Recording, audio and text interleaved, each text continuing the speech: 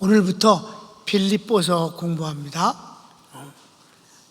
에베소서 교회론 은혜로 왔습니다. 그런데 빌립보서는요 아주 친근감이 생기고 나에게 개인적으로 주시는 말씀 같은 느낌을 받게 됩니다. 에베소서는 교회니까 전체를 향해서 하신 선포적인 말씀이에요. 그런데 빌립보서는 지극히 개인적으로 주시는 말씀 같아요. 그리고 가장 사도 바울이 개인적인 신앙을 표출하는 것이 바로 빌립보서입니다. 참고로 빌립보서 1장 6절을 가지고 나는 우리 교인들이 새신자로 등록했을 때부터 신방할 때부터 시작해서 그 집이 무엇을 하든지 간에 빌립보서 1장 6절을 3번은 설교를 합니다. 신방을. 근데 3번 빌립보서로 신방을 받은 사람은 이미 축복을 받았습니다. 그렇기 때문에 4번째는 빌립보서 안 하고 다른 거 합니다. 그만큼 빌립보서는 여러분 담임 목사에게도 아주 그 은혜가 충만한 그런 것이에요. 왜 그러냐면 사도 바울이 감옥에 있으면서도 감옥에 있는 사람이 이런 소리를 할 수 있단 말인가 하는 느낌을 그것부터 벌써 제압을 당해요. 쉽게 말해서 감옥에 있는 사람이 그냥 자유롭게 사는 사람 보고 기뻐하라. 내가 다시 말하니 기뻐해라. 아니 자기는 죄수인데 죄수가 일반 생활하는 사람 보고 기뻐하라고 이렇게 아주 강권한다 이 말이에요. 그게 굉장하다 이 말이지. 그게 죄수가 할 수 있는 소리겠냐 이게. 날 위해서 기도 좀 해줘라. 나 힘들어 죽겠다. 그래도 괜찮은 말인데 그런 말은 한마디도 하지 아니하고 기뻐하라. 항상 기뻐하라. 뭐 이렇게 끊임없이 말씀하셔요. 그러니까 그런 빌립보서를 연구해 보면서 사도 바울이 로마에서 연금된 상태에서 이런 편지를 쓸 수 있었다. 뭐 그 자체로 벌써 이제 이쪽에선 그냥 깨갱 그렇게 되는 거예요. 그냥 받겠습니다. 은혜를 받겠습니다. 이렇게 되어지는 거지. 위대한 인물에 대한 우리가 느낌을 구체적으로 받을 수 있는 것이 빌립보서입니다. 자, 총론인데 1. 저자 바울. 두말할 것도 없이 바울이에요. 2번. 장소와 시기. 1번. 장소 로마. 가이사 집사람. 이 로마인 것은 가이사는 그 시저예요. 로마의 황제의 거기서 일하는 집사람, 가이사의 집에서 일하는 관리가 지금 예수님을 믿게 됐어요. 은혜를 받았단 말이에요. 그래갖고 바울에게는 좋은 그런 사람이 되는 거죠. 그러니까 바울이 빌립보 교회 편지를 쓰면서도 그가 연금 상태에 있는데도 불구하고 가이사의 고급 관료가 벌써 바울을 잘 섬기고 있다 이 말이에요. 어딜 가든지 하나님의 축복을 부어주는 사람은 대우를 받게 되어 있습니다. 그래서 장소는 두말할 것도 없이 로마다. 2번. 시기 로마 연금 생활 말기인 AD 63년경으로 본다. 네. 내용적으로 보면 그래요. 왜냐하면 그가 다른 것을 한 것이 기록되고 있지 않기 때문에 그래요. 뭐 그건 이제 여기서 끝나고 특징이 이제 여러 가지가 있어요. 특징 1번. 뜨거운 신앙을 표출합니다. 나라는 단어가 52회 표현되는데 강한 사랑 신앙을 나타냅니다.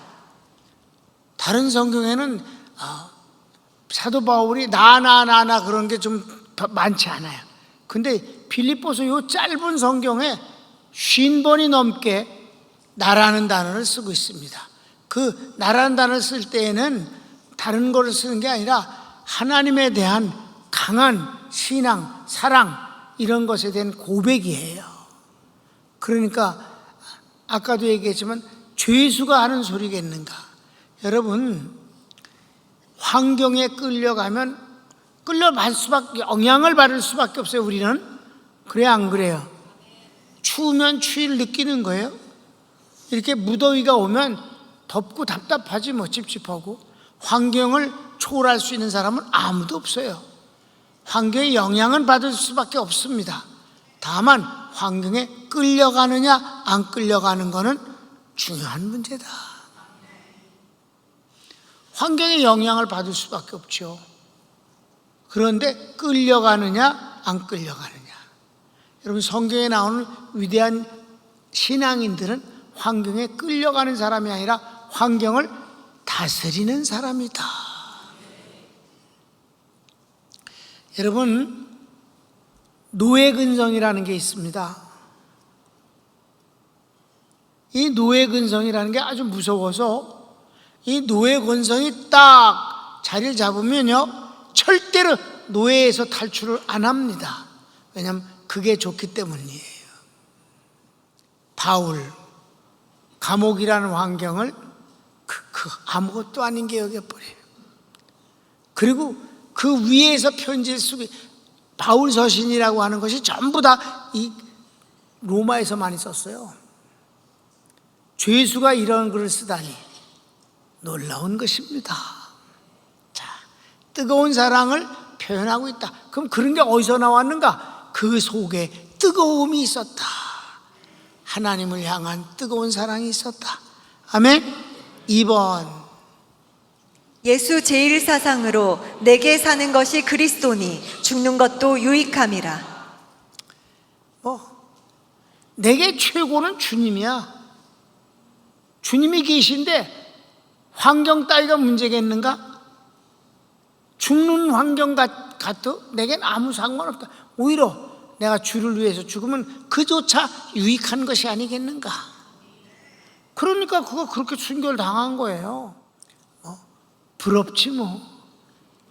주님을 가장 잘 아는 하나님의 종입니다. 비밀을 공유한 사이입니다. 3번, 비교적으로 교리 문제를 적게 다루고 교회 실제 문제를 복음적으로 교훈합니다. 교리 문제는 딱딱하잖아. 그러니까 이 빌립보서는 교리 문제는 한 3군데서 짧게 다가요. 근데 공부할 때 이제 여러분에게 알려주겠어요. 아주 짧게 간단하게 다루고 그 대신 교회 생활의 실제적인 교훈을 복음적으로 가르쳐주고 있어요. 지극히 개인적인 그런 신앙 생활을. 4번째는 성도들에게 기뻐하라라고 권합니다. 죄수인 바울이 할 수 있는 높은 경지의 신앙 표현입니다. 아까 처음에 이미 말씀을 드렸어요. 그렇죠? 자신이 슬퍼할 수 있는 그런 지경인데 기뻐하라고 한다. 여러분, 불만이 있고 그런 사람은 절대 행복해질 수 없어요. 그런 데는 암만 투자를 해도 그 지역이 돈을 못 벌어요. 암만 투자를 해도 사람들이 자꾸 빠져나와서 인구가 줍니다.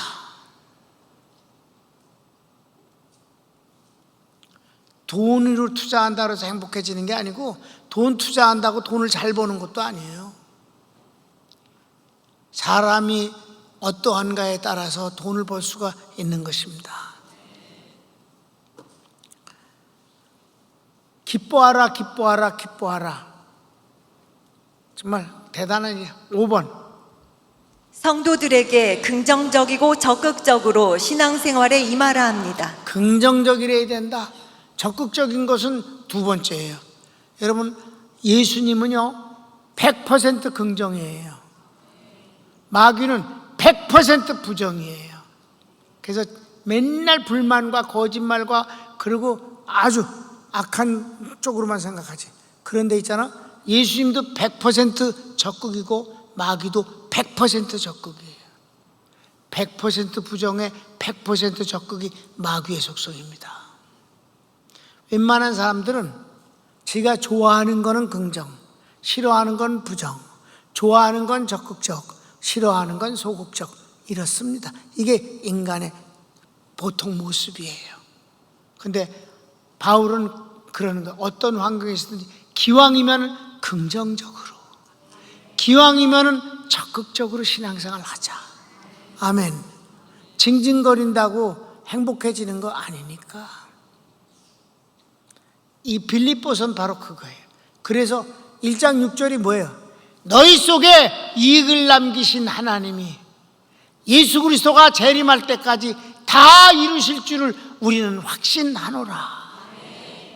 그렇게 말했단 말이에요.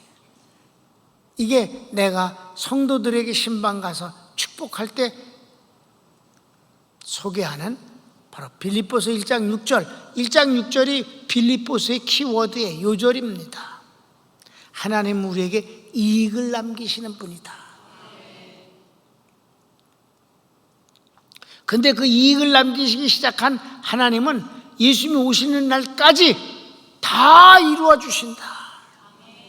여러분, 하나님이 인색해서 축복을 안 주시는 게 아니에요. 내가 그 축복을 감당만 하면 주님은 주저하지 아니하고 주십니다. 축복 때문에 망할까 봐 못 주시는 거예요. 교만해질까 봐 못 줘요.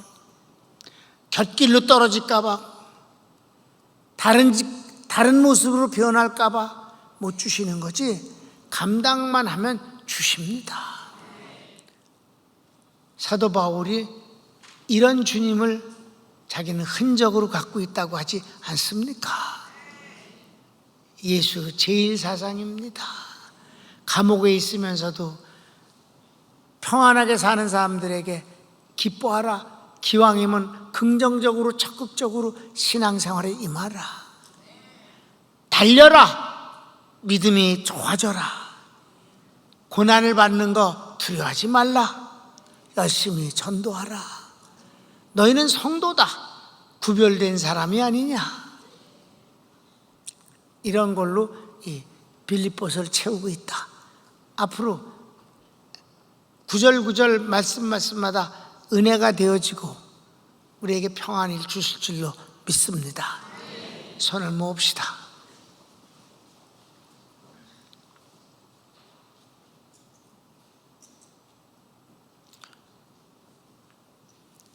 다 같이 오늘 이 총론을 통해서 환경에 끌려가는 사람들도 많고, 환경 때문에 맨날 슬퍼하고 괴로워하고 힘들어하는 것도 있는데, 우리가 영향을 받을 수밖에 없으니까 힘들 수도 있습니다. 슬플 수도 있습니다. 그러나 끌려갈 수는 없습니다. 같이 주여 한번 부르면서 하나님과 더불어서 환경을 다스릴 수 있는 능력을 주소서. 다 같이 기도합시다. 주여.